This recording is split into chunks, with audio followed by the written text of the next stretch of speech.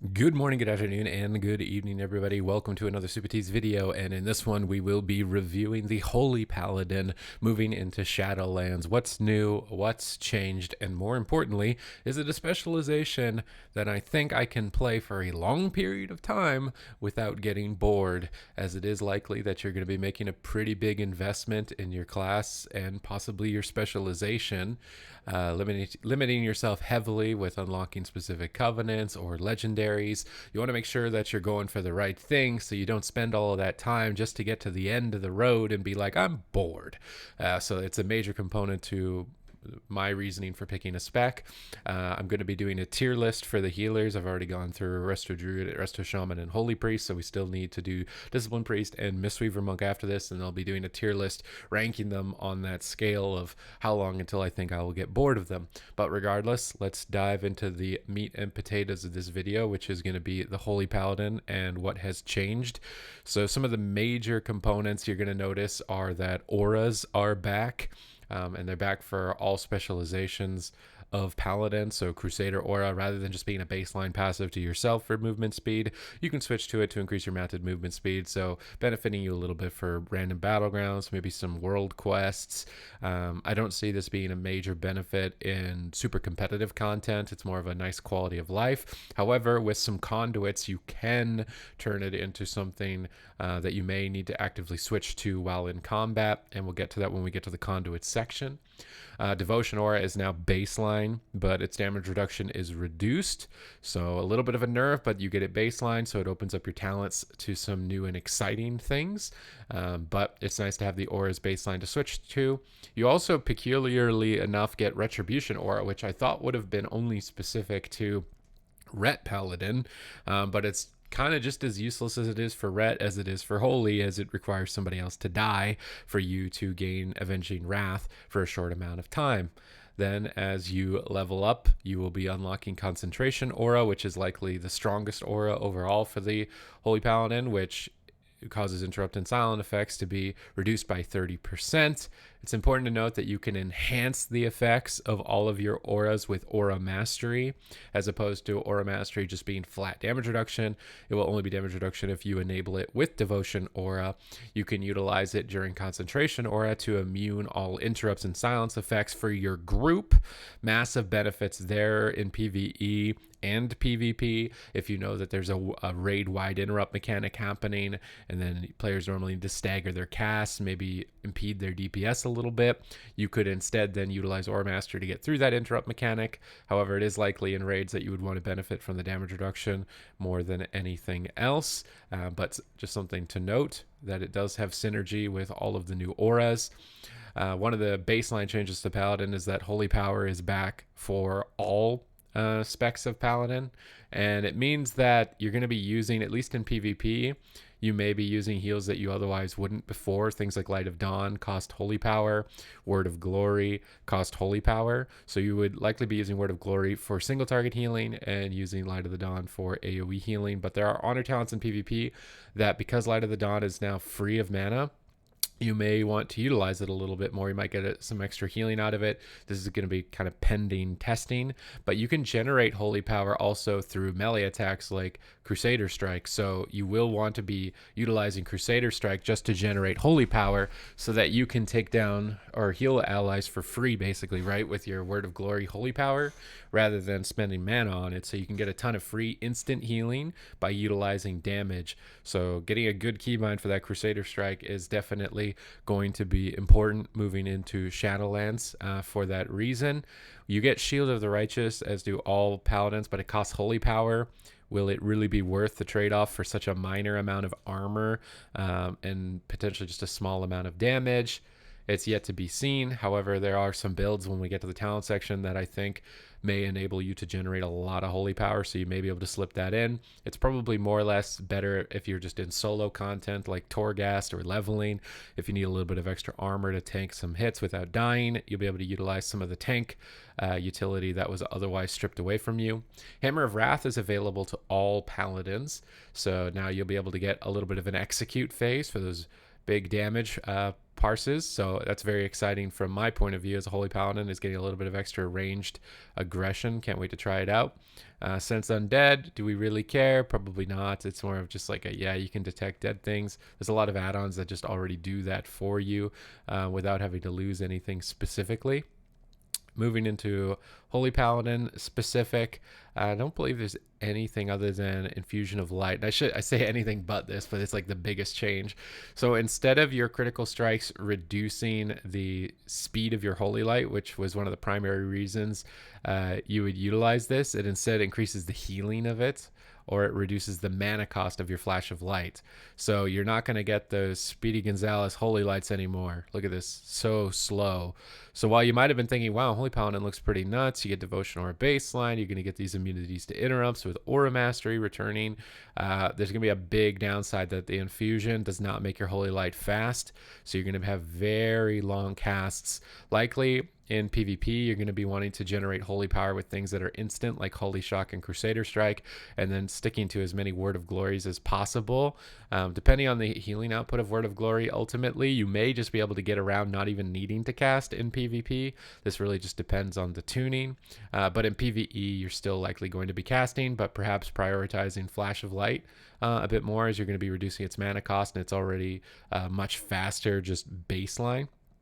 Looking at the talent section here, some talents that you may have otherwise ignored are potentially going to be more viable. Things like Crusader's Might, so reducing the cooldown of Crusader Strike is definitely going to be nice because you can just generate holy power with it, and same goes for reducing Holy Shock as you get more procs of Infusion, and you can generate holy power. So in PvP at least, Bestow Faith was being used quite a lot. Now Crusader's Might is likely going to get some more playtime. Saved by the Light is returning. This was a Warlords of Draenor mechanic where when a beacon of light target dips below 30%, they gain an absorb shield. You can see how it functions if you're a PvP player, very similarly to a tank trinket. If you remember the plethora of tank trinkets for Battle for Azeroth, this is basically the baseline effect. You dip below a certain amount of health, you get a big shield. So in PvP, it's going to be really powerful. It's going to be really frustrating to fight against, but you're going to be happy as a Holy Paladin if you get this, because it guarantees you a very powerful mechanic, and it's every minute. So Saved by the Light is returning. Fist of Justice is changing, and this is why I think that you'll likely want to be building your character around generating holy power. Instead of only judgment reducing the cooldown, it's based on the holy power spent reducing the cooldown of Hammer of Justice. So generating holy power will be important to use instant healing and avoid these long holy lights, and it will also be important to reduce the cooldown of your Hammer of Justice. This is more catered to PvP as to what I'm speaking about at the moment, but taking into consideration the Fist of Justice has changed. Holy Avenger has now changed as well. Instead of being haste, it's going to be just your holy power generation is tripled. So your Crusader Strike would generate 3 holy power immediately. You can go for a Word of Glory or a Light of Dawn immediately. This is likely going to mean that Holy Paladins want to heal from melee range also in raids. So you can generate holy power very easily. You can use Light of Dawn on all the melee DPS. It's playing much more into Holy Paladin being a melee kind of beefy healer rather than sitting in the back line like a priest would be. So this is likely going to be, I would think, our PvP go-to, but it could also have a lot of potency in PvE as well. Seraphim is available now for Holy, as this was only available for Prot, I believe, in Battle for Azeroth. It's a 45-second cooldown, costs 3 holy power, and you can get some nice stat benefits from it. So getting the crit and versatility to get more crits on your holy shocks is going to be nice. There's going to be some testing required to identify as to which one of these builds ends up being best. In my mind, in PvP, generating more holy power would be really nice to get more stuns and also avoid casting heals. But in PvE, you might just care more about the throughput that Seraphim will provide you and care less about getting access to more instant healing. So take that into consideration if you're more predominantly a PvE player as opposed to a PvP player. Awakening here is Word of Glory and Light of Dawn have a 15% chance to grant you Avenging Wrath. This is why I was also thinking for PvP, like look at all these things that are synergizing with spending holy power. If you use Word of Glory, you could activate Avenging Wrath. If you have a Holy Avenger, you use Crusader Strike, Word of Glory, chance to proc Avenging Wrath. Do it over and over. You just have a chance to keep getting Avenging Wrath. So in PvP, that seems insane. I don't see why in PvE that wouldn't also be really good. And I'm wondering, depending on how the tuning goes through for this, if this ends up just being absolutely bonkers for Paladin, because that's going to give you damage and Mythic Plus for trash as well as healing. But Sanctified Wrath was always kind of the baseline. It lasts longer, and your Holy Shock's cooldown is reduced. It lets you generate more holy power. I'm excited to test some of these now that the level 60 realm is up as well. My stream, twitch.tv/Supatease. I'm going to be going through all of the specs and trying them out. This is a build that I really want to try out, is the Holy Paladin. Glimmer of Light, if you're a Holy Paladin player, you know what this is, because it was a Battle for Azeroth Azerite trait that you basically had baseline in most of your builds, and it's just Glimmer. Every time you Holy Shock, it's going to put a little heal or a little bit of damage onto whoever you've previously Holy Shocked. It's likely the go-to in PvP. I would think so as well in raids. Beacon of Virtue does get decent value in things like Mythic Plus, so that you can heal more targets more easily. But Glimmer of Light is really good in raids for multi-target. It has great synergy with some of the Covenant abilities that I'm going to be getting to. No new and exciting honor talents. Just some things to consider would be things like synergies, like is Darkest Before the Dawn. So every 5 seconds, the healing of your next Light of Dawn is increased. It stacks up to 10. So because Light of Dawn doesn't cost mana, you don't have to worry about that anymore. It's holy power, and if you can generate a lot of holy power, you could be using this frequently. And if it heals for a lot with this honor talent, it could be something to consider. Divine Favor is likely going to become more mandatory in the build as your cast speeds are dramatically reduced in speed.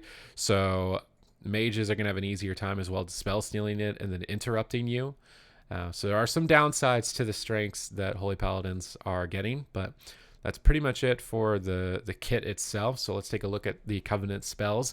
The Kyrian one, this immediately stood out to me as really good for raid. Divine Toll, so you'll instantly cast Holy Shock on up to 5 targets. So getting Holy Shock onto 5 targets with Glimmer of Light, really good combo, especially for raid to get a lot of extra healing.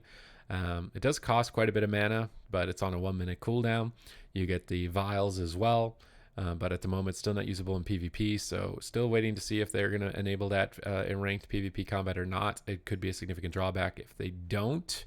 You get stun reductions from some of the soulbinds. You get versatility. Overall, it seems like more of a PvE pick. Not super potent for anything aside from raid, I would think, just to apply Glimmer onto more targets more rapidly, so you get maybe some higher parses in raids, but it's not standing out that much to me for a PvP player. Maybe slightly for Mythic Plus, you could use Holy Shock aggressively and get it onto like an entire pack of mobs and get Glimmer damage out that way. It could be useful. Venthyr, much more oriented towards PvP than that of the Kyrian. With mobility cooldowns like Door of Shadows. So Paladin generally in PvP is, I need to get from point A to point B to get my stun. So things that let me get from point A to point B are going to be beneficial for me in PvP as a Holy Paladin. Door of Shadows, perfect example of getting a benefit like that. Ashen Hollow, the main downside with Ashen Hollow is a 4-minute cooldown. There's no way to reduce the cooldown, I believe, unless when we get to the Conduit section, maybe there will be, but this is one of the longest cooldowns of any of the Covenant spells, so it better be pretty strong. You drop it on the ground for 30 seconds. Big downside, people might be able to move out of it, but every 2 seconds an enemy will take damage, and then an ally will also get healed. And you may use Hammer of Wrath, so you could get some nice little damage movements out there. Could be really good for PvP. And Venthyr, they have 2 significant benefits in PvP. One of them would be Nausea to get 25% interrupt and silence reductions, I believe. However, it's a little bit uncertain as to whether or not these effects are going to stack. Will Concentration Aura, which is a silence and interrupt reduction, stack with Nausea's interrupt reduction from the Venthyr Covenant? Will that stack with Sephu's that might have interrupt reduction? Will that stack with Relentless PvP trinket that has been introduced? If they don't stack at all, then you don't get value as a Paladin because you already have interrupt reductions baseline in your auras, so you probably don't want to take it. One of the hidden sleeper soulbinds is going to be General Draven, which is only available to Venthyr, and this is specifically for PvP. When you're below 40% health, you take 10% less damage. That's a really good mechanic. You think about that on top of Saved by the Light, where you can proc a shield on yourself when you're at low health and just slow everything down. That makes you very durable. And that's usually what people have been going for in PvP for all Battle for Azeroth. They're things that make you not die. I was actually going to make a list of the top 5 things that, in BFA that could make you immortal. That was going to be one of them on the list. So really got my eyes on this one for PvP specifically. Necrolord Covenant ability is the Vanquisher's Hammer, and for Holy, you throw a hammer at your target, dealing 80% of spell damage or shadow damage, and empowering your next Word of Glory to automatically trigger Light of Dawn. So you can mix and mingle some damage with some extra single target healing and AoE healing. It's interesting. It doesn't stand out to me as like getting 5 Holy Shocks or this giant puddle on the ground. Let's see, Hammer of Wrath. It's not standing out too dramatically to me. And some of the passive soulbinds for Necrolord, which was like Fleshcraft's immunity to crowd control, was nerfed. So there's a lot of drawbacks. It's not AoE damage. You don't get to apply Glimmer, which then would continue to benefit your damage in the future. But what is the cooldown, I would suppose? Maybe it doesn't have a cooldown, so only 1 holy power. If it doesn't have a cooldown, then this could fit well in that PvP build I was talking about, where you utilize Crusader Strikes, maybe even in PvE, Crusader Strikes to generate holy power to utilize Word of Glory after using Vanquisher's Hammer, and then you get Light of Dawn on top of it with the Darkest Before the Dawn Honor talent in PvP. There could be really good synergies and combos there to test out. It didn't stand out immediately to me as like an amazing thing, but it's something that I'm gonna have to fiddle with a little bit to make sure. Night Fae probably get the most complicated Covenant ability. Maybe not more complicated than the priest version of it, but for paladins, you get new blessings. So you'll start off when you first cast it, it's Blessing of Spring, which will increase the healing done and received by the target by 10%. Pretty good effect. And then after 15 seconds has elapsed, you'll be able to change it. I think this may have been, these have been changed, the values have been changed, but generally the idea is still the same. You'll bless an ally for a certain amount of time, which causes their attacks to have a 40% chance to deal additional 30% damage as holy. So comboing that up with your teammates during their cooldowns could definitely be very effective.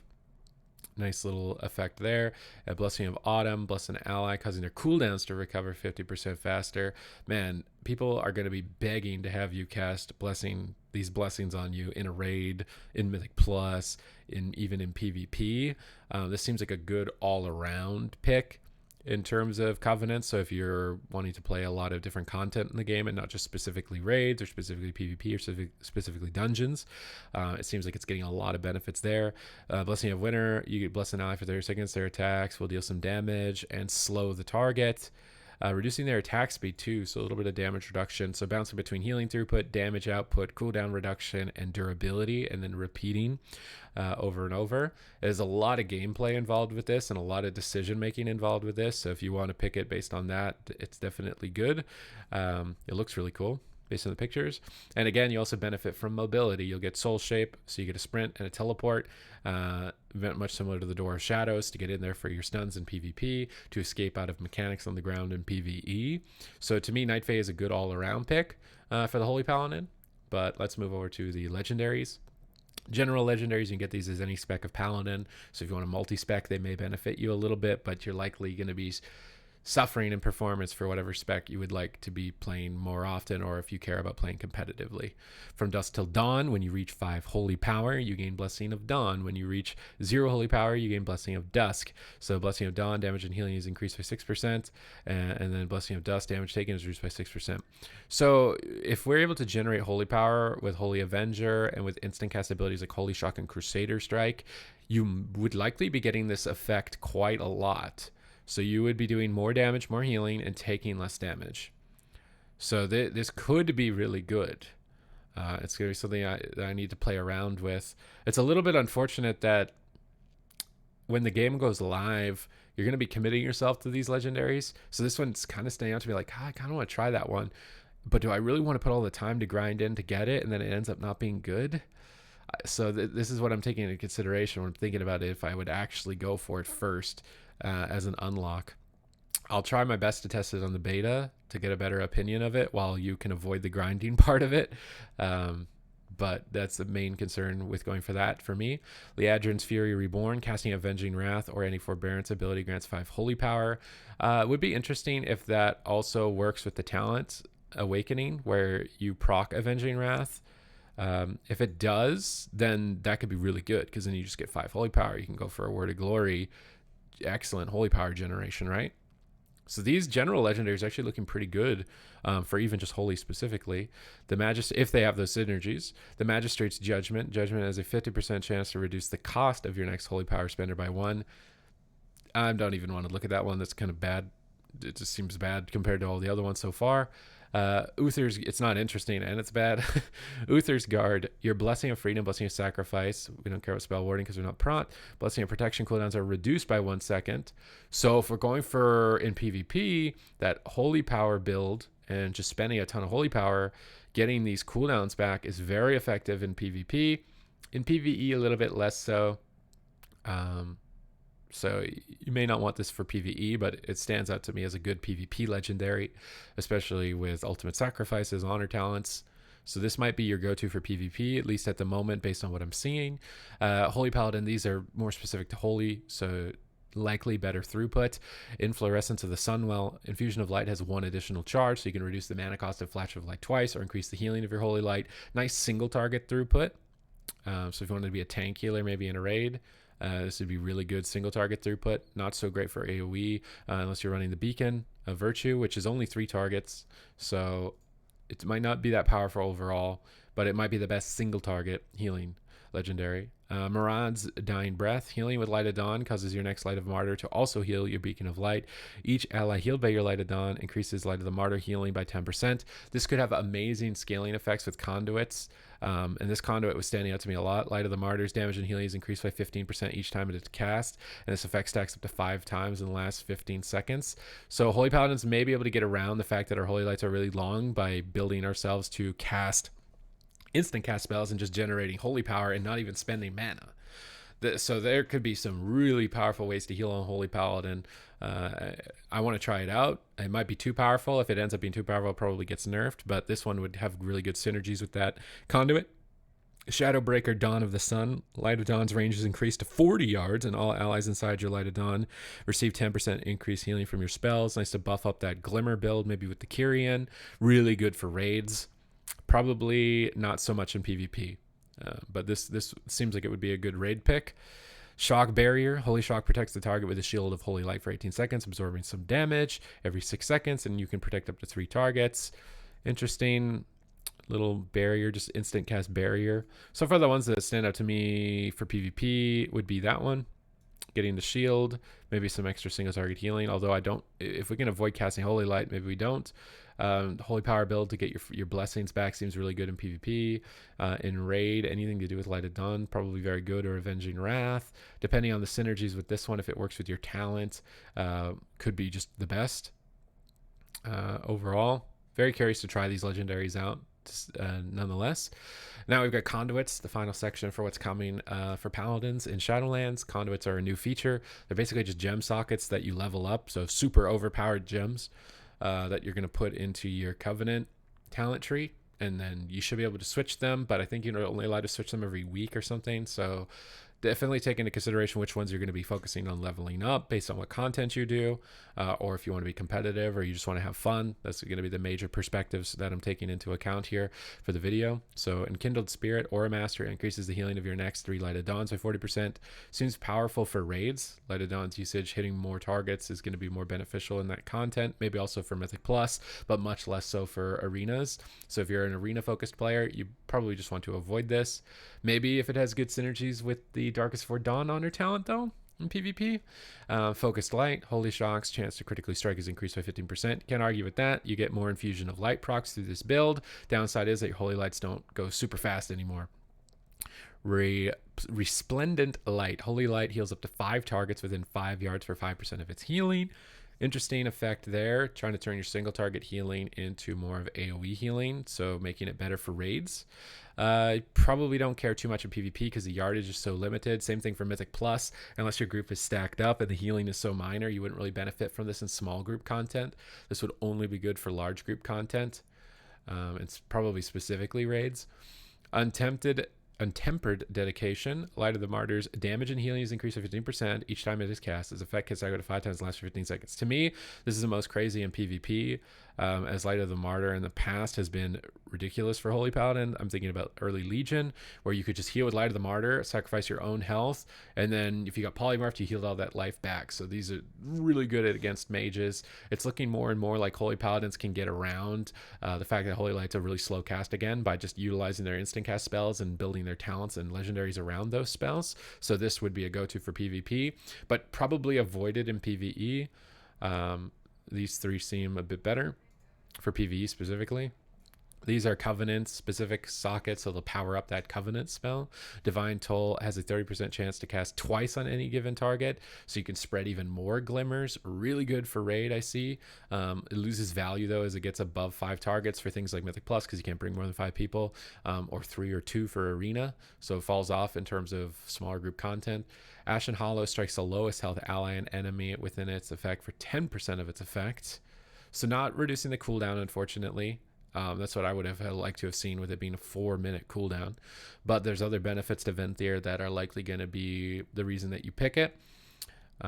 Righteous Might, Vanquisher's Hammer deals 100% more damage and heals you for the damage done. Nice little healing effect added onto the damage benefits there. Definitely brings up some of the lacking qualities of the Necrolord Covenant comparatively to the other options. So you likely would want one of these conduits if you're going to go for Necrolord.